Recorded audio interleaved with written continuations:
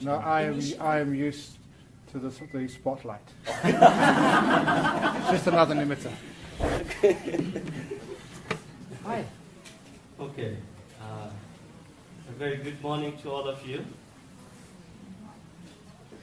Good morning.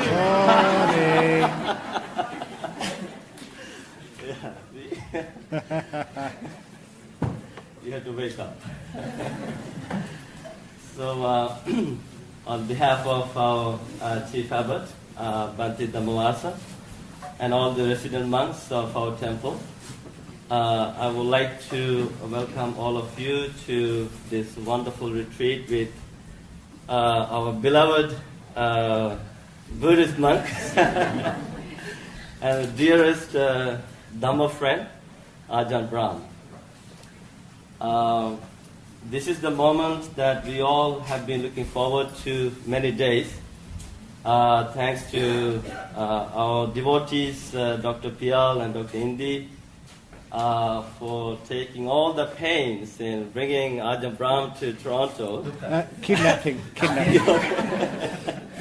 Actually, it's not a pain. It's much privilege. So,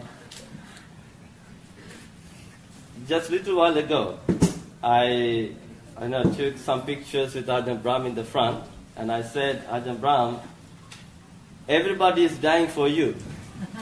And he said, no, they should not be dying for me, they should be living for me.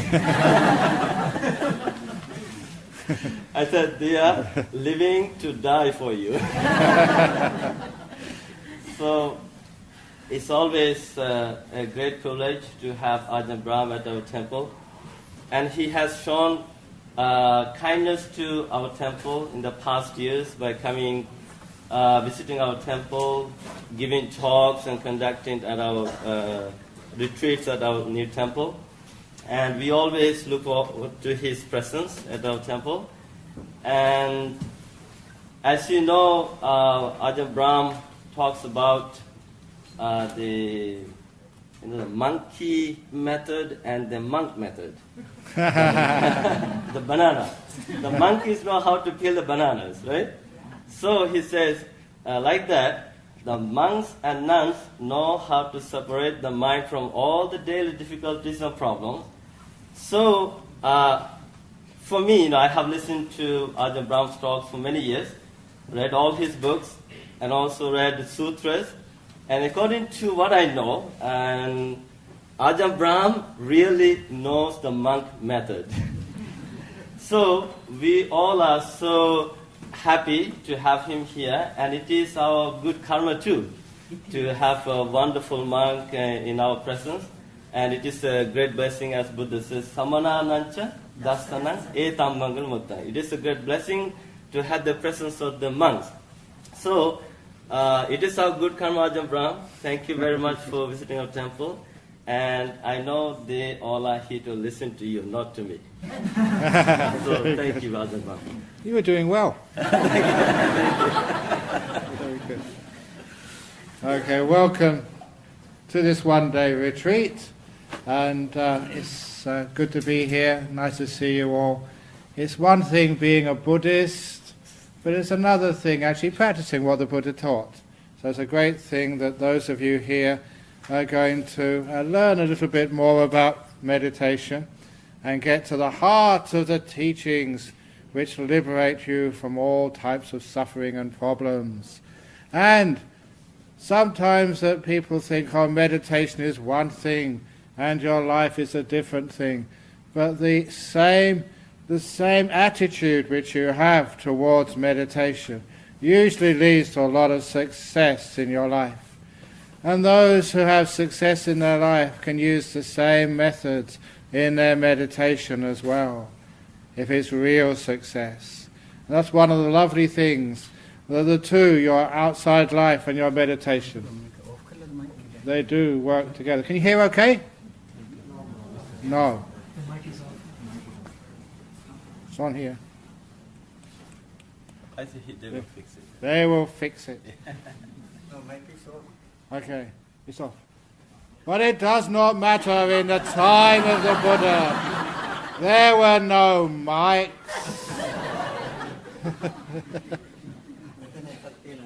Never mind.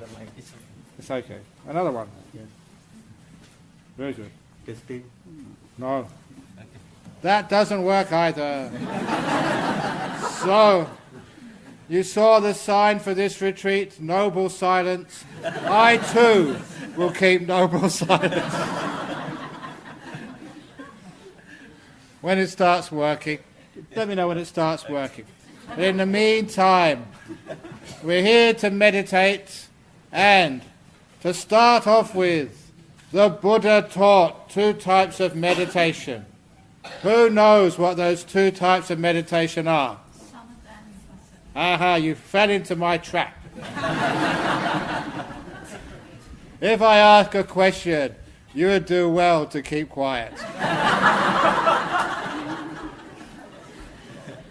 Everybody says that, but indeed there are one and the same type of meditation. And to make it quite clear, I tell the story of the couple in Toronto, Sam and Vi. Sam Atta and Vi Pasana. And they were both good Buddhists.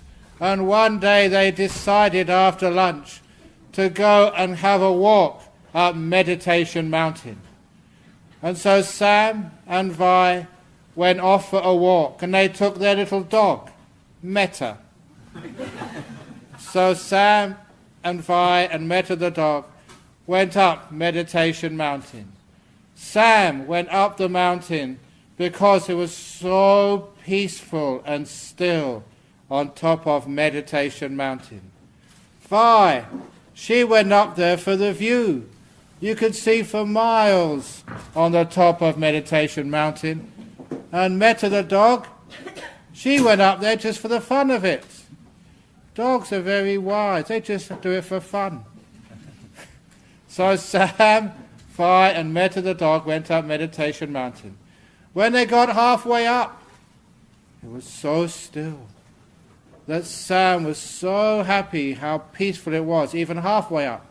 And even halfway up, Vi could see for miles. And Metta the dog, she was wagging her tail. Yes, it is. I'm only having you on. Did you hear the simile so far? Very good. So even halfway up, Metta was very happy. When they got to the top of Meditation Mountain, it was so quiet, so still, that Sam, he was just so peaceful. The reason he got up to Meditation Mountain, for the deep stillness, had been achieved. But you know, Sam also had a pair of eyes, and he could see the view as well. Same with Vi. When she got on the top of Meditation Mountain, she too could see everywhere. She could see everything in the whole universe. The whole Dhamma was laid out before her. But she too could experience a deep stillness which existed on the top of Meditation Mountain. And as for Metta the dog could experience the stillness, could also see the huge view, and she was wagging her tail, because on the top of Meditation Mountain is stillness, incredible insights, and deep, deep happiness. So it doesn't matter why you walk up Meditation Mountain, for the joy, for the view, for the stillness. All those three coexist on the top of Meditation Mountain. So there is no real difference between samatha and vipassana. That was the wrong answer to the question, what are the 2 different types of meditation? The correct answer is second noble truth meditation and third noble truth meditation. So what is the second noble truth? You listen to my first thing. Be quiet. You get into trouble. But it's true. The second noble truth is craving leads to suffering. So second noble truth meditation is craving, wanting something, desiring something, trying to achieve something. And what does that lead to? Suffering. Yeah. So for those of you who've meditated maybe for a year or more, and you haven't had any peace, any stillness, any joy, you've only had frustration and disappointment. Why? It is because you have been doing second noble truth meditation. It's leading to suffering. So, don't do that. Alternatively, we have third noble truth meditation. What's the third noble truth? Letting go of desire leads to the stillness of Nibbana. So any of you who've had some success in meditation, your mind is peaceful and content and bright and still, you have been doing third noble truth meditation. Well done. I mention that because sometimes people take meditation, they forget all the other core teachings of Buddhism. And that is one of the core teachings, Four Noble Truths. And if you understand that, if you are having frustration in meditation, it's because you're wanting something. If you let go of wanting, you'll find the mind becomes peaceful, all by itself. And that is a great teaching of meditation. And the difficulty of meditation is that people approach meditation in the same way they approach passing their exams, going to work in the morning, building their house, or effort to get somewhere in the future. Meditation is a different thing. My teacher would always say, we meditate to let go, not to attain things. So anyone who's come on this retreat to attain someone, you're wasting your time, leave now. But if you come here to let go of things, not to attain but to let go, then you're coming on the right path, and there's a good chance you might achieve these things, but not when you want them. Now, what is meditation? Meditation is called stillness. Trying to move the mind into being still. Now, please, please, please, never call meditation concentration. That's one of those very unfortunate translations from the word into English. It does not mean concentration. If it did, this retreat today would qualify as a concentration camp.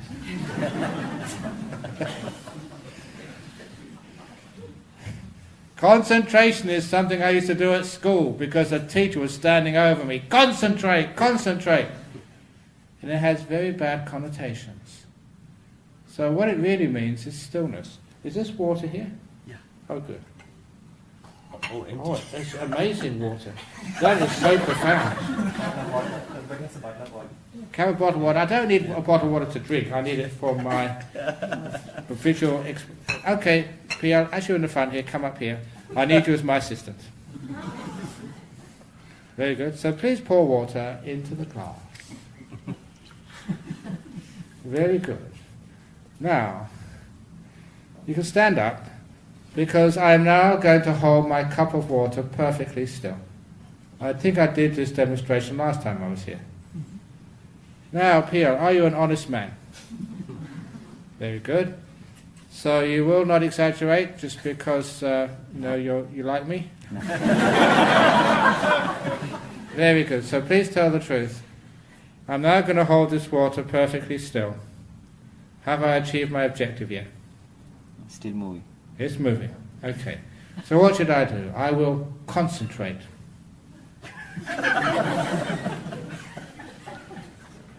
Still moving. It's still moving.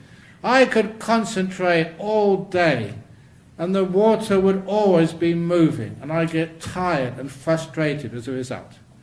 That is how many people meditate. And I said last night there's another way, which is put it down. Now put it down. Now pee out. Has it stopped moving yet? Still moving a bit. Very good. I was testing your honesty.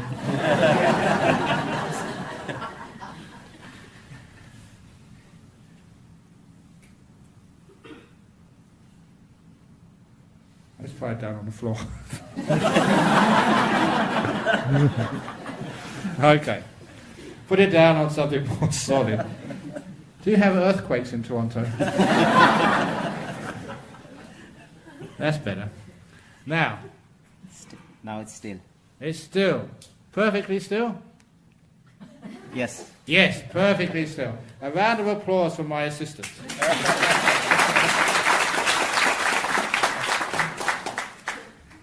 Now, I like that demonstration because it's something you can remember, because that water represents your mind. And you can try for months, for years, trying to still your mind, and it never works. You get so frustrated and you think you can't meditate or meditation doesn't work. And that's a great shame, because meditation does work if you know how to do it. Putting things down, letting things go. That is the heart of meditation.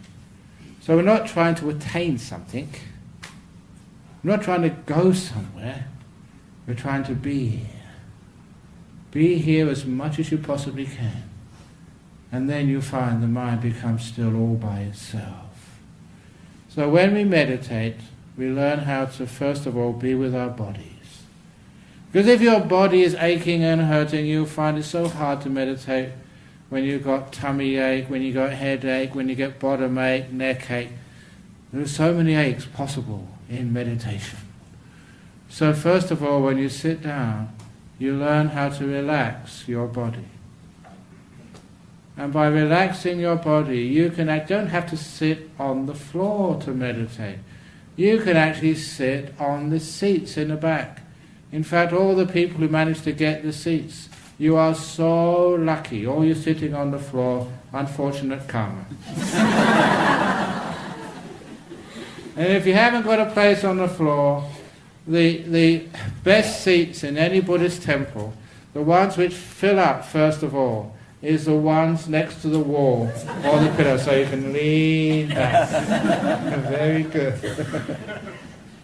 Because you have to learn how to get your body comfortable. So how do you do that? You have awareness of your body, and then you have kindness to your body.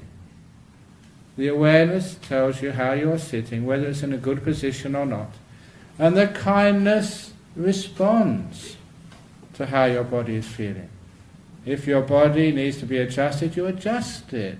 If you need to scratch, you scratch. If you need to cough, you cough as soon as you can. Thank you. Because if you don't cough straight away, we have something in meditation we call the volcano effect. Someone has got an itchy throat, they decide to suppress it. And what happens? Just like a volcano, the pressure builds and builds and builds, and then the volcano blows up. Huge noise, and lava goes everywhere. That's what happens. I've seen that too many times in retreats. People try not to cough, and when they do cough, you can hear it upstairs and in the Presbyterian church next door. And you spray all this lava from your mouth all over the place. It's not a good idea.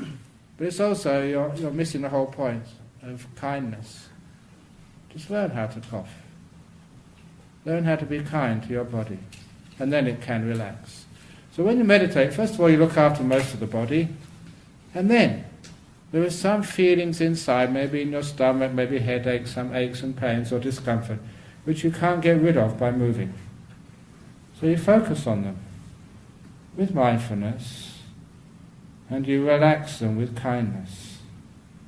Kindness is what expands, takes the pressure off, loosens things up.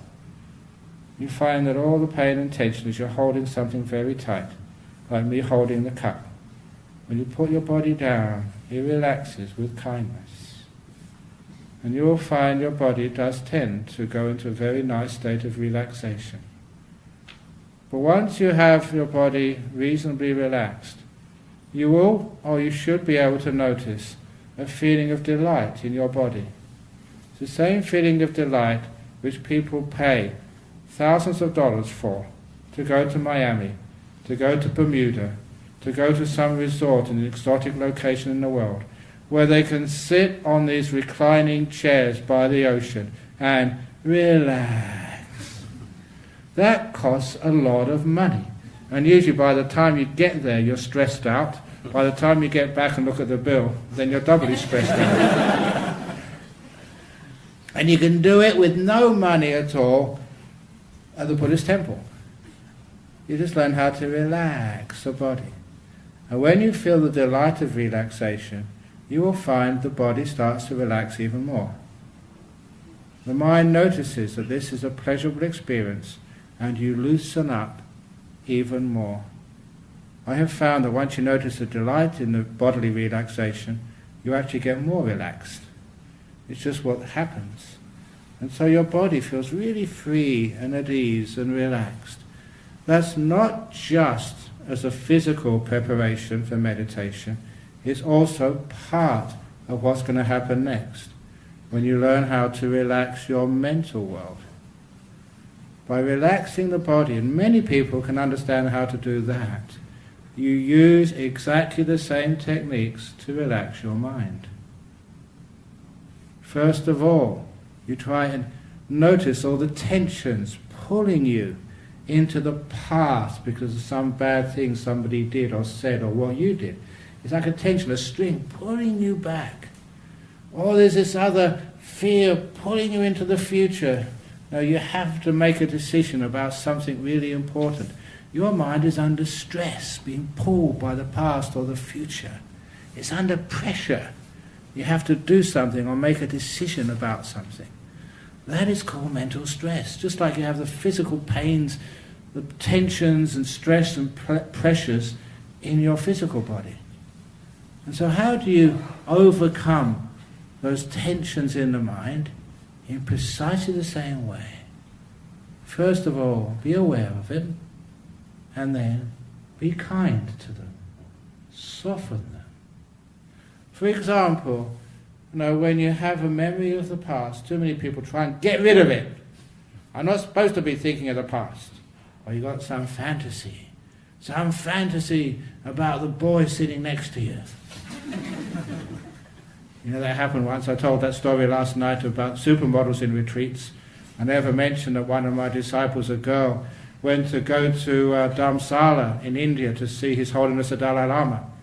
And she went there for about 3 days. Every morning they had a morning meditation. And so she went there early, sat down in a seat, and started doing her meditation, just watching her breath come in and breath go out. And then she heard someone sit right next to her. Breath going in, breath going out. She just took a peek. Richard Gere coming in, Richard Gere.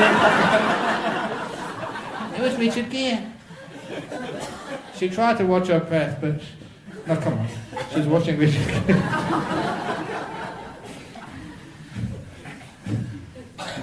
But how we overcome sort of that mental pressure, the mental tensions, is first of all be kind to them. If you've got something happened in the past, be kind to it. It's just something which has to be, it's part of you. When you be kind to the past, whatever somebody said, maybe they were in a bad mood that day. Maybe you may have understood what they really meant. Or maybe they weren't really talking about you anyway. And if you did something wrong which you still haven't forgiven, give yourself the benefit of the doubt. Whenever you think about the past and want to overcome guilt, remember guilt is the result of you judging the past as a prosecutor. You should be a defense attorney, not a prosecutor, and trying to get yourself off on a loophole. Instead of always being so guilty. So that's being kind to your past. And you find that if you give some kindness to the past, just the way I give kindness to some pains in the body relaxes. And the pain and ache become less and less and less as I expand it, loosen it, until it's very easy to let it go. Or sometimes it just disappears by itself. So if there's something bothering me from the past, I don't try and get rid of it. That's ill will. I'm kind to it. As I'm kind to it, it relaxes, the memory gets softer and softer. If it doesn't vanish by itself, it's easy to let it go. Fears of the future again. I don't try and get rid of any thoughts about the future. If I try and get rid of them, they get even stronger. I'm kind to them. And I'm kind to them, and kind to them, and kind to them. And then they don't bother me anymore. They disappear and vanish. The first of the great hindrances to meditation, the past and the future, are overcome not through force, not through willpower, but through kindness. Well, that's why I call this method kindfulness, as I said last night.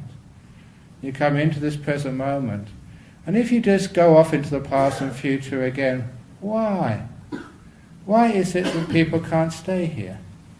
It's not because you're not trying enough. Remember, if I hold that cup, it never becomes still. I have to let it go. So I'm kind to my mind. When I'm kind to my mind, it likes being with me, and it stays. That's one of the reasons why people have restlessness in the meditation. Well, they're always thinking, always doing stuff. Why is that? Sometimes I look, because part of Buddhism is not just fighting, it's understanding the causes of things. Why is restlessness here? And I came up with the simile of the two ladies going to the coffee shop in the afternoon. I don't know why it's two ladies going to the coffee shop, but I think it's because the husbands are working, paying for the coffee. But anyway, you have a free afternoon, you get a call from one of your friends. Are you free this afternoon? You say, yeah, I'm free. So come to the coffee shop. And your friend says, now I know you like going to your coffee shop. There's a new coffee shop opened in Toronto. I want to go there. And I know you like your short white or long black, because I don't go to coffee shops, I don't know what I'm talking about. But we're going to have a latte, because that's what I like. And you're going to have one too. And we're not going to have one of those biscuits. We're going to have a muffin, a blueberry muffin, because I love those blueberry muffins. And you're going to have one too. We're not going to sit there and talk about your stupid Buddhism. I'm interested in politics, so we're going to be talking about politics. And we're not going to sit out on the veranda. There's too many people there. I like sitting out in the back. I know you like the veranda, but I'm sitting in the back. You're going to sit there with me. And we're going to be there for 1 hour and a half, because that's how much time I have, no less, no more. Now, if any person invites you out saying things like that, would you like to go? Who wants to be with a control freak? You suddenly come up with some excuse. I've just remembered. I've got to go to the dentist this afternoon. It slipped my mind. I'm terribly sorry. Maybe another time. Any excuse to get out of going to a coffee shop with a control freak. But as soon as they ring up, another friend rings you. Do you want to come out for a cup of coffee this afternoon? You say, I'm sorry, I've got a dentist appointment. Oh, that's a shame. Remember that coffee shop you were always talking about? I'd like to try that too. And you say the lattes, or the cappuccinos there are to die for. I like a capo as well. I've never had one before. And you're always talking about Buddhism. I'm interested. Can you tell me about this? I want to talk about what you want to talk about. And wherever you want to sit in the coffee shop, I'll sit there with you. Now, if someone is like that, you cancel your dentist appointment and go with them, because they're kind and they're interested in what you're interested in. They're compassionate. And sometimes you go out with for a cup of coffee with someone like that, and you spend 3 hours there, and you come home late. Time flies when you're having fun. Now, the meaning of that simile is that some people meditate, and they tell their mind, right, we're going to do breath meditation. Not what you like to do, you can do what I'm not going to like to do. You're going to watch the breath go in, watch the breath go out, in the way I tell you to, and you are going to do this for 1 hour, not half an hour, not an hour and a half, 1 hour precisely, and you're going to sit cross-legged in full lotus, not that stupid posture which you normally sit on. You're going to do it my way. No wonder your mind runs away from you. As soon as it sees you coming, it starts to think about something else. Anything to get away. Sloth and torpor, restlessness, anything to escape from you control freak. Now I hope you understand that simile, because that's how your mind works. If you're kind to it, it stays with you. And if that simile doesn't work, there's a simile of this lady in Australia, in Perth. She told me that she had a 6-year-old son, and one day, 6-year-old son at home, school holidays, threw a tantrum. And it ended with the child saying, "Mummy, I don't love you anymore, I'm leaving home." And Mummy said, "Okay, darling, I'll help you pack." Now, many of your mothers have probably thought of that strategy, but this mother actually did it. She went into the kid's bedroom, had a little suitcase and packed all the important things of life, like the teddy bear, Spider-Man pants, and all the other things which kids think are really essential. And before the kid left, Mummy said, "Before you go, darling, I'll make you a sandwich for your lunch." So made the kid's favourite sandwich, put it in a brown paper bag, and waved the kid off at the door. The kid having a suitcase in one hand, brown paper bag with the lunch in the other hand. "Bye-bye, darling, have a wonderful life." And the little 6-year-old walked to the end of the path, opened the gate, turned left, and went out to its life. Only 6 years of age. It got about 20 metres, 30 metres, turned around, because it was homesick. Turned around, opened the gate, walked down the path, and mother hadn't moved. "Welcome home, darling." Now that was a very smart mummy. She knows a 6-year-old is not going to go away for that long. But she did not want to control her kid and make the torments or the problem any worse. Let the kid go, and it comes straight back to you. And that's like your mind. Let it go. If the mind says, "Bye-bye, control freak, I'm leaving home. I don't want to stay with the breath. I don't want to stay with the present moment. I don't want to stay with you at all. I'm going." Say, "Bye-bye, mind. Have a nice time." It will come back to you pretty quickly. The reason is because it likes your company. That is such an important message in meditation. If you try and control your mind will rebel, run away from you, and you'll never experience any peace in meditation. If you're kind to your mind, it may go away for a little while, but it will come back. Why? Because you and the mind are best friends. I'm a best friend of my mind. We've had such beautiful experiences together in the past. We're the best of mates. So when I close my mind and start to meditate, my mind says, "Oh, we're meditating now. Woohoo, yes. Yes, come on, let's get into it." Well, the Buddha said the mind leaps into the meditation because it likes it. So that's an important part. Don't control the mind. Be kind to the past, be kind to the future, be kind to the present. And it stays with you without effort. Let it be. If that doesn't work, the little method which I mentioned last night, which I'm going to elaborate on, Emperor's 3 questions. When is the most important time? Now. Now is where your future is being made. Now is also where your past is being made. Tomorrow you'll remember this moment. This will be your past. Make now beautiful, happy, joyful. You'll have wonderful memories. It's also this moment is the only time you can create a future. So you put all the attention in this present moment. Who is the most important person? The one in front of you. The one in front of you, yes, thank you. Anyone who said themselves, get a copy of my talk last night. That's the wrong answer. And in meditation it means the object right in front of your mind. That is the most important in the whole world. So if you are sleepy, that is the most important object in the whole world. Not nimittas, not jhanas, not breath or anything. The sloth and torpor is really important. Stay with it. If you have a thought in the mind, restlessness, that is the most important thing in the whole world for you, because it's happening now. The problem in meditation, people judge too much. And they think, no, they shouldn't be here, they should be in nimitta land or jhana land. anywhere else except the stupid, tired old mind you have now. This tired old mind is important, it's valuable. Why? Because it's right in front of you. When you give importance to what you're experiencing now, you have mindfulness. When you try and get rid of what you're experiencing now, that's called the hindrance of ill will. When you try and want something in the future, yeah, I'm sleeping, I want to be beautiful lights and blissing out and having the bliss better than sex, which Ajahn Brahm talks about in his book. That's what I want. That is desire. That's the first hindrance. You never get anywhere in meditation like that. You give importance to whatever it is right now, whatever. And then whatever is important in front of you, you're aware of, fully. Not trying to get rid of it. And remember the last question for the Emperor's 3 questions.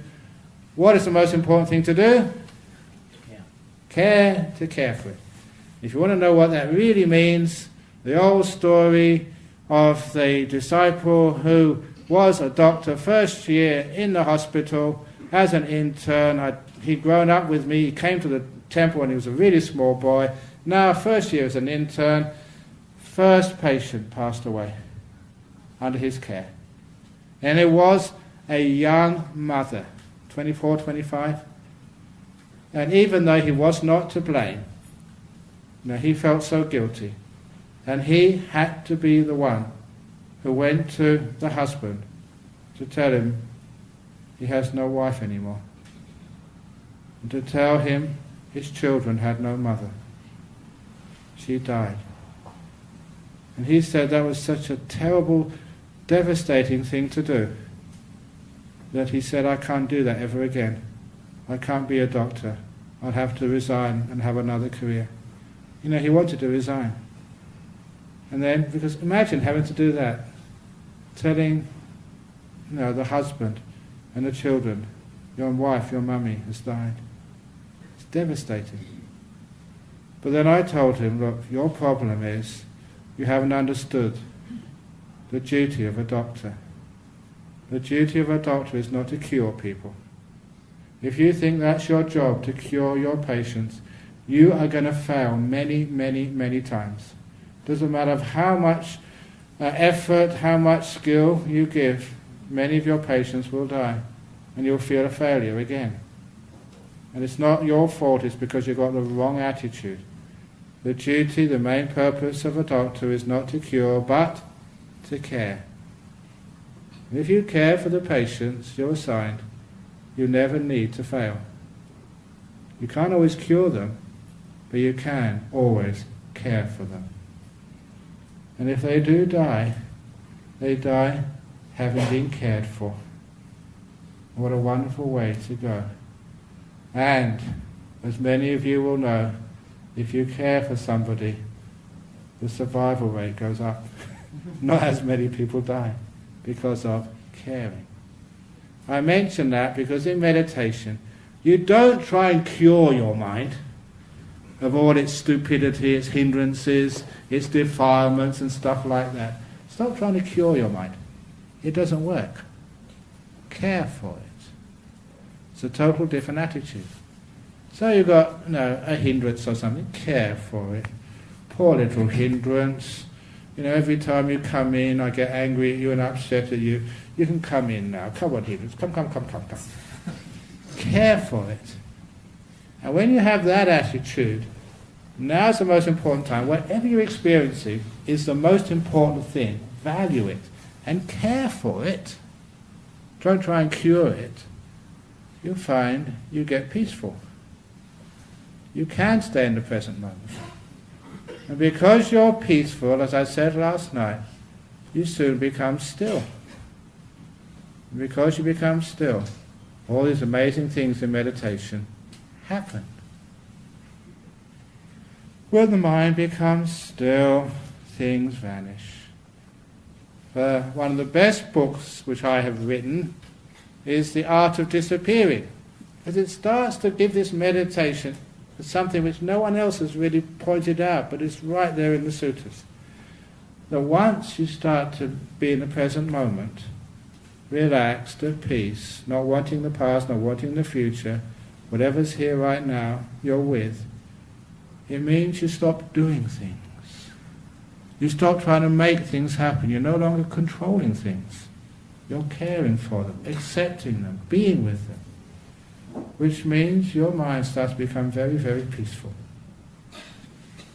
My teacher described this years ago, Ajahn Brahm. He'd always be raising his hand and flapping it about.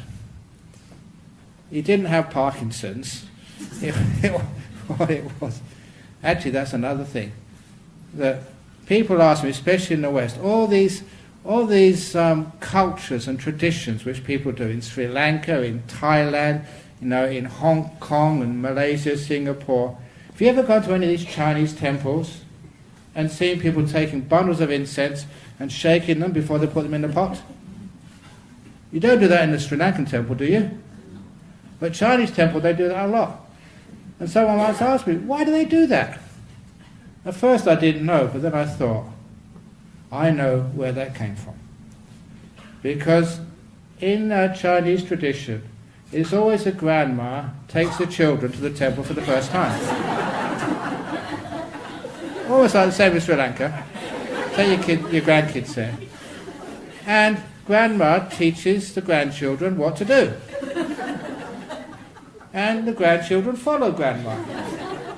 And so because grandma has got Parkinson's, she puts the incense into the container because she's got Parkinson's.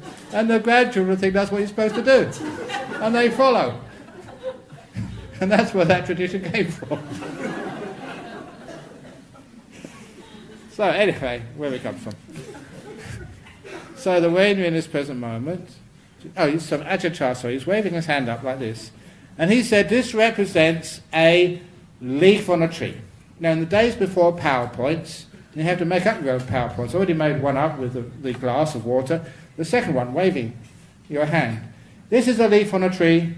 It only waves up and down because of something external to itself, the wind. That's why it moves. If the wind stopped, the leaf would still move, but less and less, until it became perfectly still.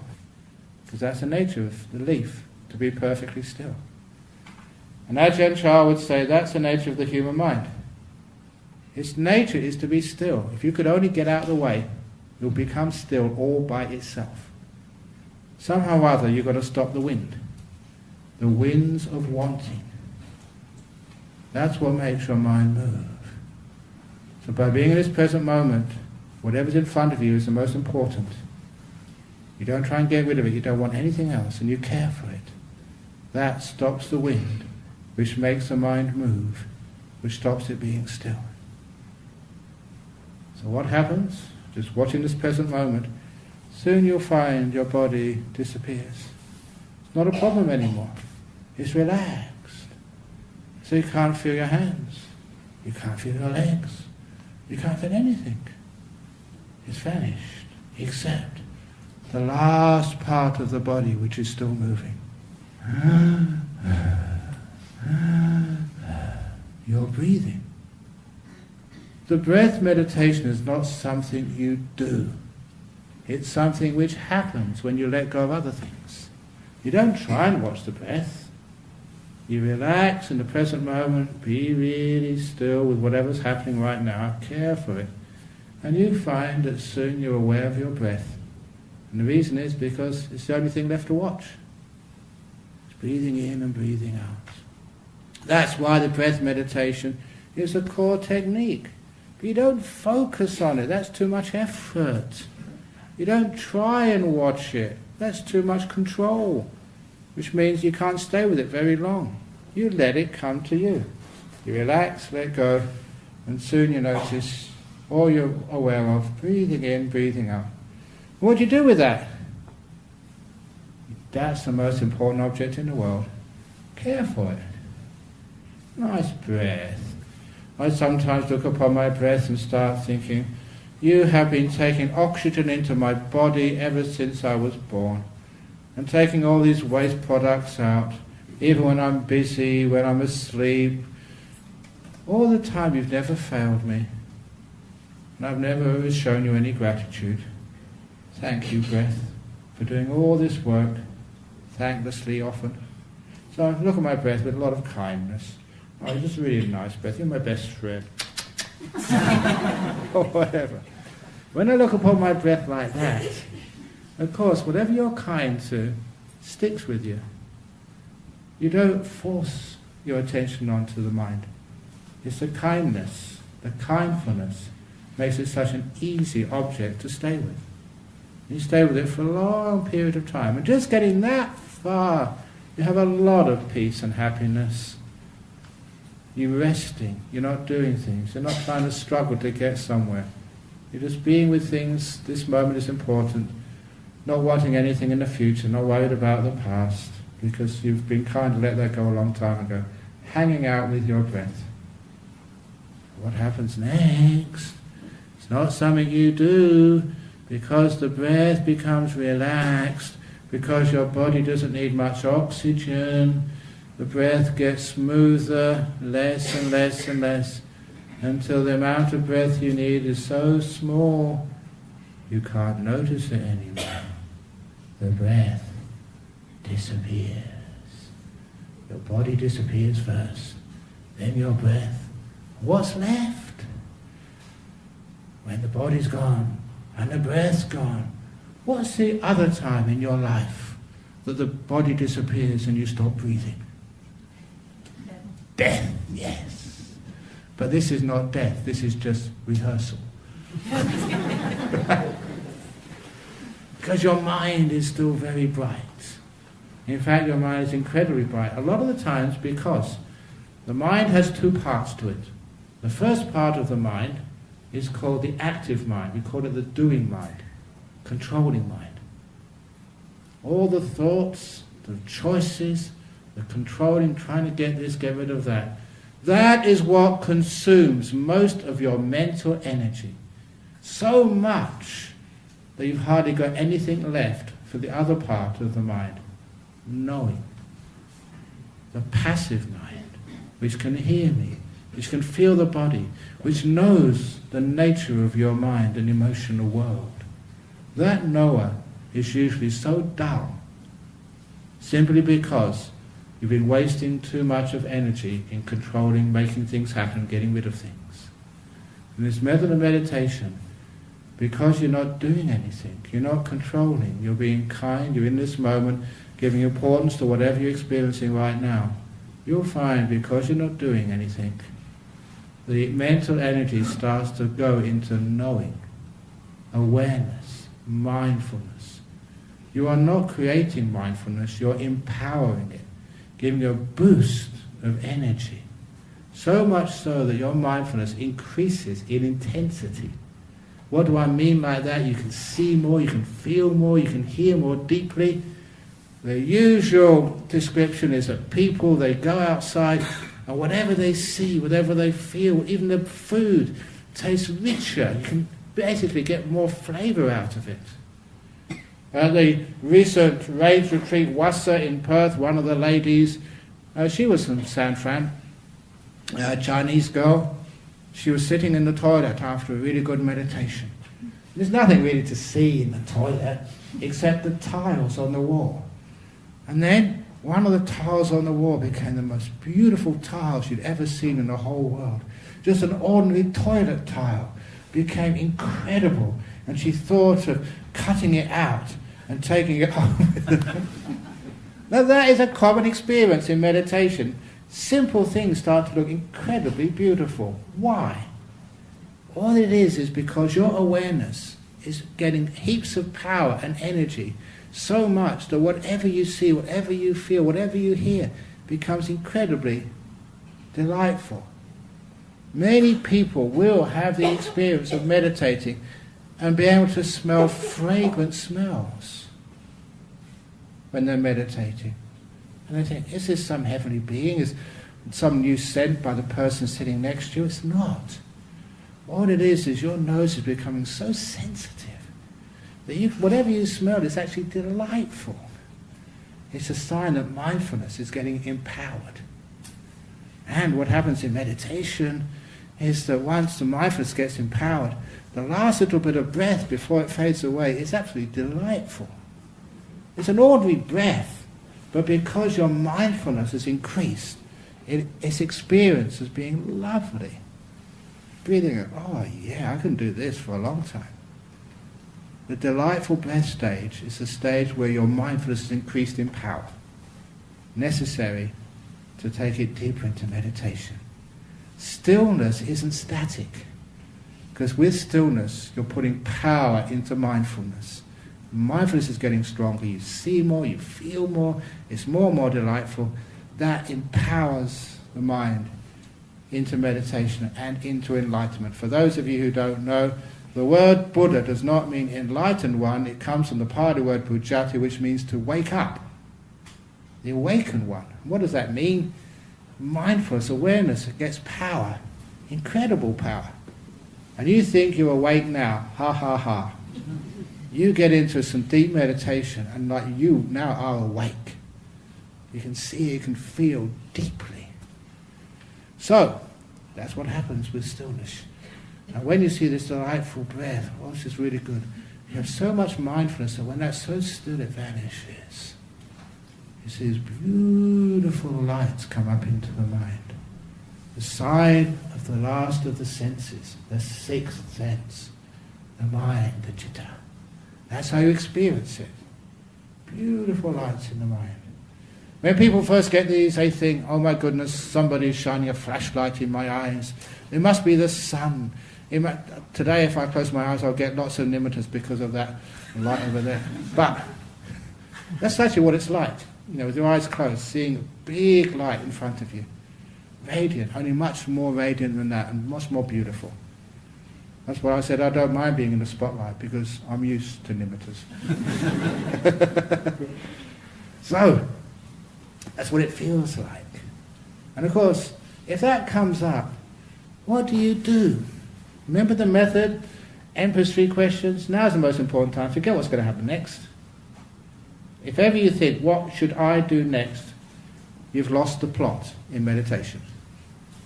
Did you hear about those group of undertakers wandering around the cemetery in Toronto? They'd lost the plot. That's a joke. I'll explain it to you later. Group of undertakers wandering around the cemetery. They'd lost the plot, you know, the plot where they put the... Okay. But if you say just what am I supposed to do next? The very question is wrong. It's not what you're doing next, it's what you're doing now. So you're in this present moment. And whenever it is now, it's really important. And just care for this nimitta. Care for it. That's all. Don't try and control it. Care for it. Open the door of your heart to it. Let it be. And then it stays. Because it stays, it gets really still. What happens is it increases in its power. The energy of the mind goes into it, pours into it. And this light you see becomes brighter than the sun. More beautiful than anything you've ever seen before in your life. The bliss is sometimes more than you can take. But you can take it. And then it gets so strong. That's all that you can ever experience afterwards. It's just a sheer bliss. No light anymore. Just like you're enveloped. You've dived in. Your object of mind is a bliss which you've never experienced before. You are now in the jhanas. Through stillness. Through not doing anything. Your leaf is now perfectly still. And it's not a boring state, not at all. You are really awake now, really empowered, really enjoying yourself. These are the jhanas. You get into a few of these jhanas, and so on is unavoidable. You can't help yourself. The power of those experiences is just too great. I may explain later on this afternoon why. But you have a wonderful time, and you get great insights, enormous insights as well. And people say, well, Ajahn Brahm, maybe monks and nuns can do this stuff. Even monks and nuns sometimes can't get the jhanas. But us, We just ordinary householders, what hope is there for me? About how many months ago? 8 months ago or something, teaching a retreat in Perth. And this guy came on my retreat. And he had long, curly hair, tattoos all over him. I thought he was like a Hell's Angels. Because there's a prison not far from our monastery. I thought he'd come to the wrong place. The prison's up the road over there where your friends are. And he said, no, I'll come on this retreat. It's my fault, judging. But then when they came on the interviews, he blew my mind. Because he started explaining his experiences. And it was a jhana. I thought, wow, even such Caucasian Australian guys with tats all over him, even they can get these incredible states of mind. If they can, why not you? Is there anyone with any tats here? Go out and get some more, it'll increase your chances. No, don't do that. But what it proved to me is that anyone can get these jhanas if they follow the instructions. But remember, the leaf never becomes still if the wind is blowing. If you want something, anything, even good things, you are disturbing your mind. So the whole path of meditation is letting go, putting things down, and watching the cup of water become still all by itself. Fascinating path. You do anything and it disturbs it. That's what meditation is. So, easy. Just sit there and don't do anything. Can you do that? No, you can't. You always get involved, don't you? Sometimes you're driving a car, you've got a GPS. And you tell the GPS, that's wrong, don't go there. And it's, stop getting involved. Let go. Sometimes you go and visit somebody's house. And the husband's telling the wife what to do, the wife's telling the husband what to do. And sometimes, why don't you leave each other alone? It doesn't matter if they do it right and do it wrong. And if they do it right, wonderful. If they do it wrong, blame them. Whatever, you don't have to get involved so much. Learn how to let go and be peaceful. If you can do that in meditation, you can do that in life. Learning how to let things be. And they heal themselves and they get very good. So that's meditation. That's the third noble truth, meditation. Letting go. In these incredible states of stillness, happiness and wisdom. So, that's the path. Now, the questions. Questions, comments, complaints about what I've just been saying, how to meditate. Most important thing, 3 questions now. Care for whatever is in front of you. Yes? Sometimes when the meditation gets deeper, you feel kind of like sleepy. You feel a lot? Sorry? Sleepy. Sleepy. Okay, very good question. You are not asleep, but you are aware, but you are not conscious. So how do you cope with that state? You let yourself sleep. Don't fight it, for goodness sake. Because sometimes people think that sleep is a bad state. And it's just what I said, whatever you're experiencing right now is important. Leave it alone. It's your body sort of coping with what doctors and psychologists call sleep deficit. At last you're out of the way. You're not controlling. You've not got all these jobs you have to complete. You're just meditating and the brain thinks, okay, I can now catch up. Let it be. Just be kind to the sleepiness. And it doesn't last that long. If you fight it, it lasts a long time. If you let it be, it doesn't last that long at all. But when it goes, you're very peaceful. In my meditation center, some of the chairs have got arms on them. Some have got, we're thinking of putting in seat belts. So people can fall asleep without anyone. It's sleep deficit, so just do it. And if that doesn't convince you, there is a sutra in the Samyutta Nikaya, I think, no, it's in Majjhima. Anyway, somewhere, where the Buddha is with his attendant Ananda. They are walking through the forest and they see a monk meditating. Perfect posture, full lotus, straight back, right hand over the left hand, eyes closed, chin tucked in, meditating perfectly. And the Buddha turns around to Ananda and says, I'm worried about that monk. And 2 weeks later, that monk was disrobed. The same day, he goes deeper into the forest and sees another monk meditating, nodding this way, and nodding that way. And the Buddha smiles to Ananda. I'm not worried about him. And 2 weeks later, that monk is fully enlightened with all the psychic powers. So if ever you fall asleep during meditation, remember that story. Another 2 weeks.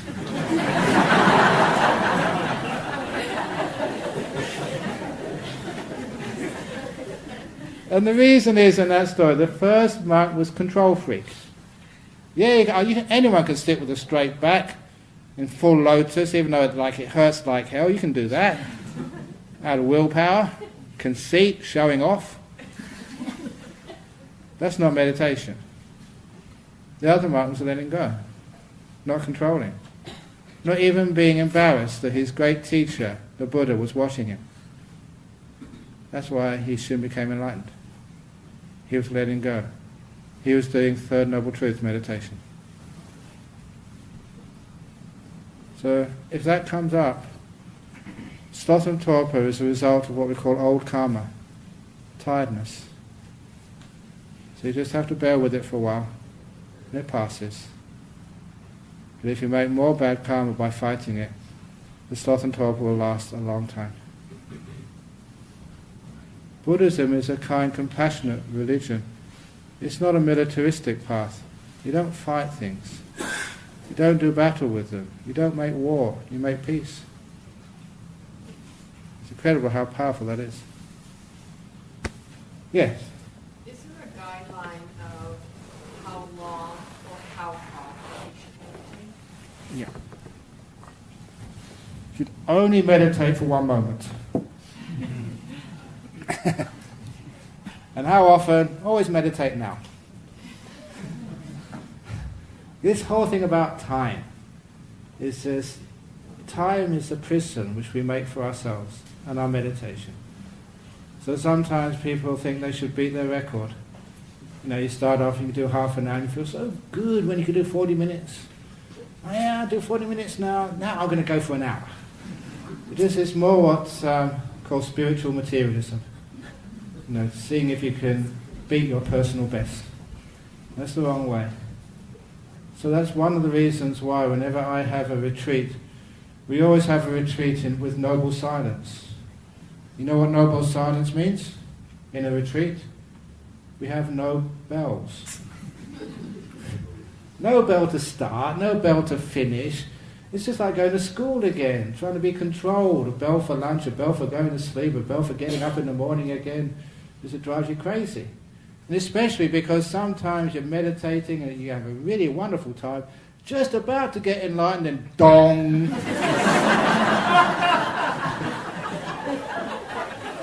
And other times, you're being tortured, going through hell. When is this going to finish? When is it going to finish? When is it going to finish? That happened to me. I went on these retreats when I was a layperson, and I saw the bell, this big gong, next to the teacher. And I thought of getting a little stone or something and something gong, and I could get up and leave. So we don't have any bells. So you meditate as long as you feel happy. You keep it natural. And if you do it that way, it's amazing. You meditate longer. When you don't worry about time, you actually limit the duration of your meditation. And sometimes you push meditation when you should be coming out, and you come out when you should be staying in. So forget about time. You have too much trouble with time at work. So that's Nobel Prize. Because we have Nobel silence on our retreats, there's a few people every year win the Nobel Peace Prize. So it gets still. So thanks for that question. Another question, yes? How do you handle fear in meditation? And that's another really good question. Fear is going to come up again and again and again in meditation.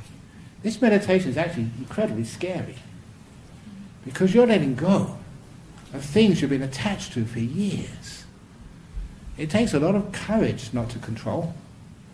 So much so that I described it to one lady in a retreat recently. It's like you're driving along in a car and you've got me in the passenger seat. It's in really busy traffic on the expressway, and I tell you, take hands off the steering wheel, feet off the pedals. That's scary to do that. If I don't control, we're going to crash. Take your hands off steering wheel, feet off pedals. That's what it's like in meditation. See what happens. Now don't do that on the expressway when you're driving home, you know. But in meditation, do it. And this lady, she came to see me in the morning. She had this dream that she was in a car which was going out of control, careering over to a cliff. And she still had her hands on the steering wheel, trying to control the car, trying to put the brakes on. And I was sitting next to her in her dream, and I said, take your hands off the wheel, feet off the pedals. And she had enough confidence, she did. We both went over the cliff. But she saw as we were going down the cliff, there was a road at the bottom, but there's a really sharp right turn. But she said, okay, trust the teachings, hands off the steering wheel, feet off the pedals, and we careered down at top speed to the bottom. The car hit the bottom, and by itself turned a perfect right corner and went along the road, perfectly safe, with no injuries. I said, well done. You know, in your dream, it just showed you that this is what meditation is all about. Have a bit of confidence. You're absolutely safe when you let go. The only reason why you control is out of fear. That's how governments control you. Make you afraid of something first of all, and then have all these CCTV cameras around, controlling. That's how you control.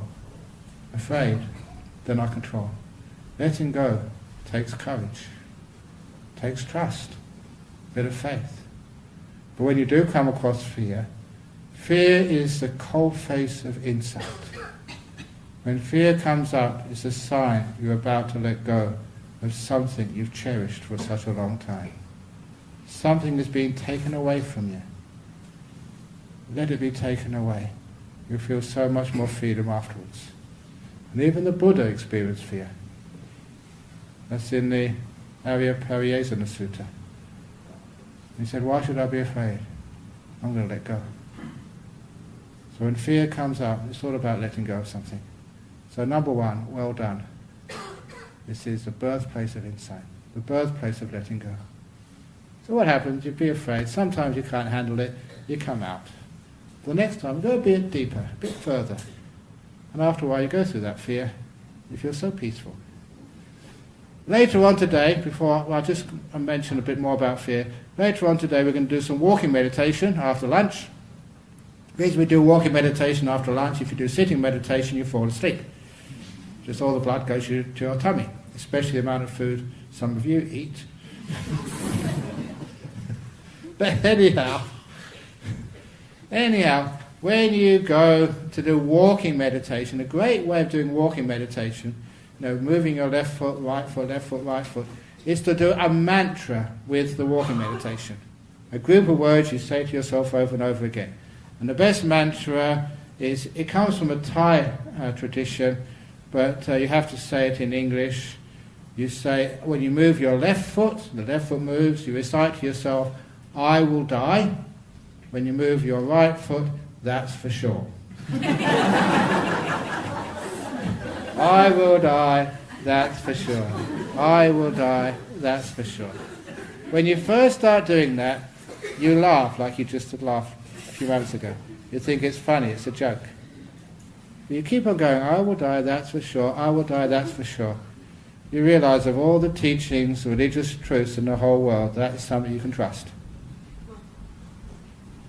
Once you accept that, you come across fear.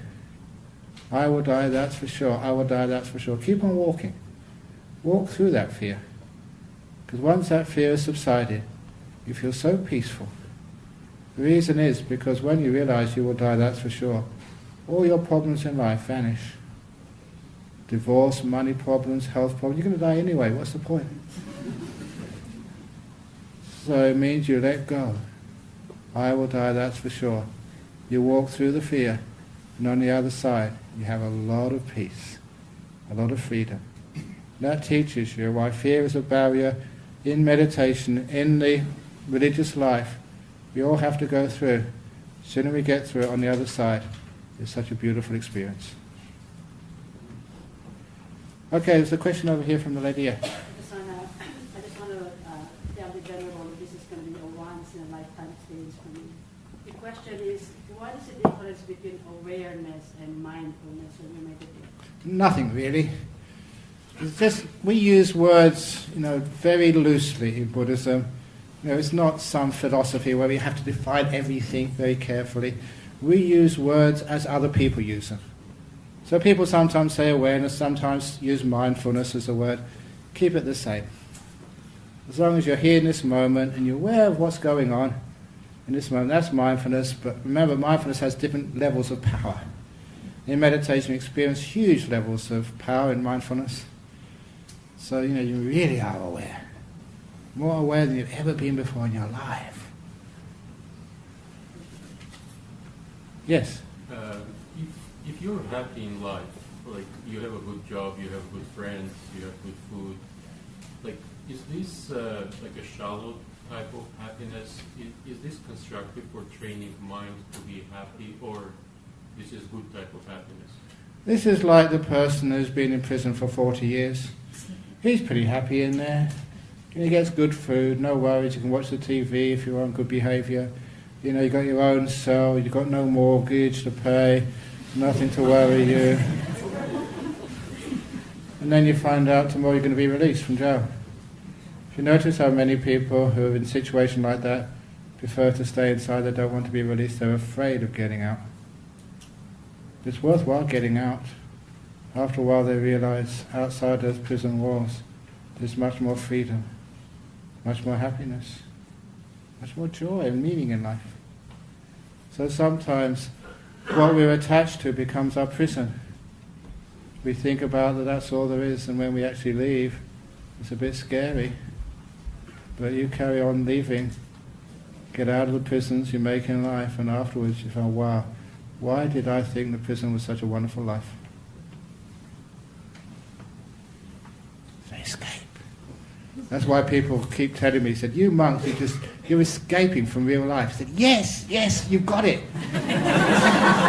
I'm escaping. Come with me, it's wonderful outside. Some other people, they look at me and say, Ajahn Brahm, you went to a great university, now what have you got? What assets have you? You got a house, you got money for your retirement, you got a healthcare plan? I said, no. I said, Ajahn Brahm, you had such potential, you're a loser.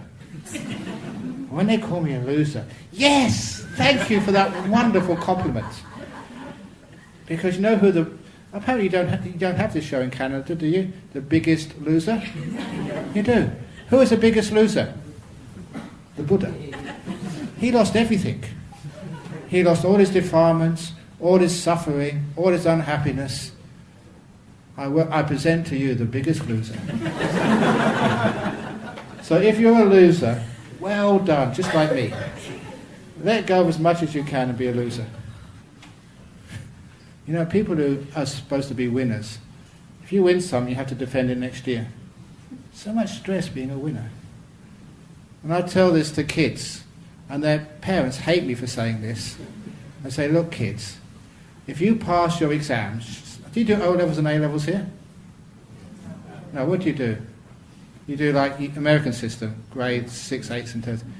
Look, suppose you do, your university entrance exam, and you pass. What happens next? You've got another exam next year. And you have to keep doing more exams until you fail one. If you fail one now, then you're free. You don't have to do any more. Woohoo! Otherwise, it's always another exam next year every time you pass. It's endless. So fail now and be free. Ooh, they hate me for that. It's true, isn't it? All you people who want to advance your career. Do you really want to advance your career? To me, that's totally dumb. Look, if you get a promotion, you get more money, okay? But have you got enough money yet? Now? No. Hands up if you've got too much money. Proven. So, in the job you're doing now, you haven't got enough money. If you get a promotion, you get more money, but it's still not enough. And you have more stress, more responsibility. Haven't you got enough stress already? Yeah, so stop wanting the promotion. Be a loser. And they're happy and peaceful. And be happy with the not enough money you have now. Rather than not enough money when you're rich. It's always not enough. So that's my thing. Yes, don't need to sort of get on in the world. Get on in happiness instead.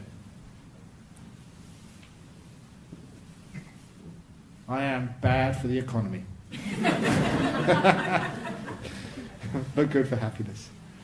The other thing which I was, this Christian came up to me about 3 months ago, and he, trying to convert me, and said, "Nothing is better than God." That's what they said to me. And I said, "Sadhu, sadhu, sadhu, I agree with you absolutely, totally. Nothing, emptiness, is much higher than your God." So I agree with you. Nothing is better than God. Nothing is superior to Jesus. So what do I believe in? Nothing. I worship nothing. I own nothing.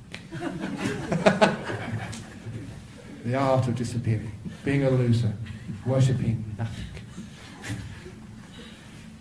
And they can't take it away from you. They can't take nothing away from you.